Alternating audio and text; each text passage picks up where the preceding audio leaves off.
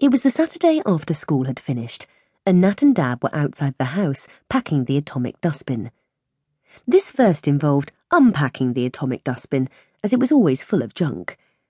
It was crammed with the stuff Dad liked that Mum wouldn't let in their house, so anyone walking past their drive that morning would have seen a rubbish van parked next to a rubbish tip.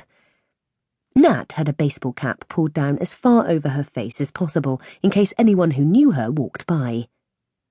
Dad wasn't wearing a baseball cap. He thought baseball caps looked stupid. He was wearing an old t-shirt with little monkeys written on it. Underneath was printed a photo of Nat, aged 4, holding a monkey in a safari park. Nat was pulling a face because the chimp had just poked her in the eye. Dad thought the picture was cute, hence the t-shirt. Nat did not think it was cute, hence she'd thrown it in the bin 14 times, but it still kept appearing. Next time, she thought darkly, I'm setting fire to it, even if Dad's wearing it. But even worse than the t-shirt were Dad's shorts. Dad wore shorts from June the 1st to August the 31st because he said that was summer. He didn't wear them at any other time, no matter how hot, and he never wore anything else in the summer, no matter how cold or rainy. Dad was very proud of his shorts because he'd had them at school and he could still get into them. They were red and shiny and very, very short. Way too short. From a distance, it looked like he'd just forgotten to put his trousers on. Old ladies walked past the drive, tutting and shielding their eyes. Dad had extremely thin, white, hairy legs, and in these shorts you could see all of those thin, white, hairy legs from ankle to unmentionable. He bent over in the van and made it worse. Nat heard shrieks from the other side of the street and had to hide behind the dog. To top it all, Dad had the radio on.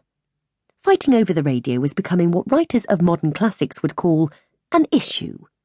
In the old days, Nat didn't care what awful music Dad listened to, because she was still finding out what music she liked. But now she was older and had found out what she liked, and it was the music they played on Radio Zing. It was happy, bouncy music you could dance to. Dad liked Radio Dad. The songs on Radio Dad went on for hours, and if you tried to dance to them, you'd break your legs.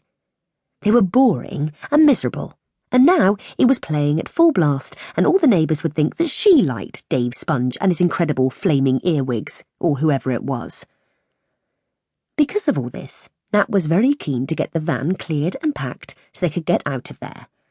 But the more Dad chucked out onto the drive, the more there was still inside. It was like some evil van curse. Normal families fly abroad on holiday, thought Nat sourly, dragging more cases to the van. But Dad kept telling them it would be more fun, in other words, cheaper, to drive there instead.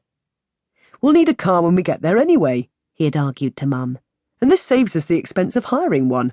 Plus, we'll make a holiday of the journey.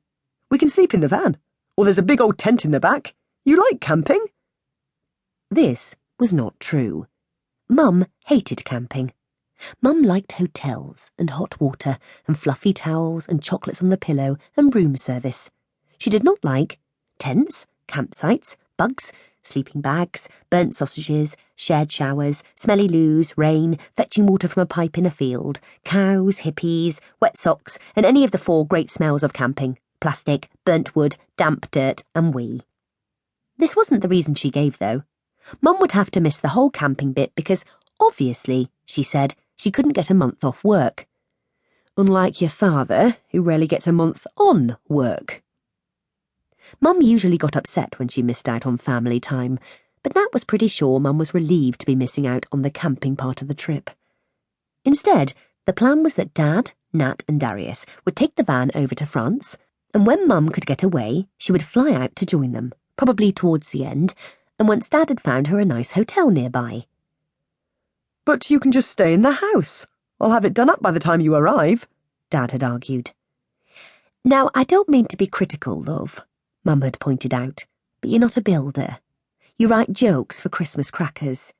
I have no idea why you've agreed to do all this work. The last time you tried to put up a bookshelf, you nailed your head to a copy of Great Expectations.